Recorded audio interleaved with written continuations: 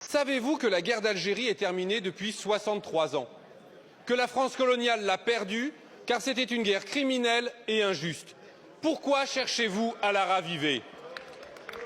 Bien sûr, quand des influenceurs font des appels au meurtre contre des opposants politiques au gouvernement d'Alger, il faut engager les poursuites judiciaires adéquates en France. Mais vous en faites le prétexte à une surenchère insupportable et irresponsable. Vous multipliez les menaces et les provocations contre Alger, comme sur le Sahara occidental, en contradiction avec le droit international.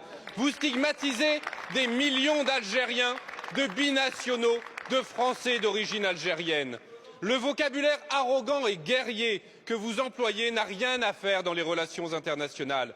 Les pires fantasmes de l'extrême droite que vous alimentez n'ont rien à faire dans le débat public.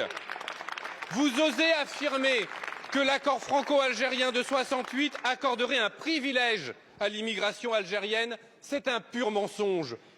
Vous osez parler de rente mémorielle à propos de l'Algérie, comme si c'était un cadeau d'avoir subi 132 ans de colonisation et de souffrance.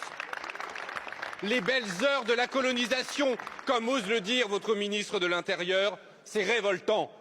En réalité, c'est l'algérophobie qui est votre rente politique. Vous soufflez sur les braises des haines passées, vous attisez la xénophobie, l'islamophobie et le racisme dans l'espoir d'exciter l'opinion publique et de masquer vos échecs. C'est répugnant. Et qui en paye le prix? La France, que vous discréditez, isolez et abaissez. Les peuples français et algériens que vous fracturez et opposez. La paix civile que vous menacez. Alors quand allez-vous cesser cette folle escalade? Quand allez-vous en finir avec les postures néocoloniales? Quand allez-vous construire enfin avec l'Algérie une relation diplomatique apaisée, fondée sur le respect mutuel et l'amitié entre des peuples frères? Merci, monsieur le député.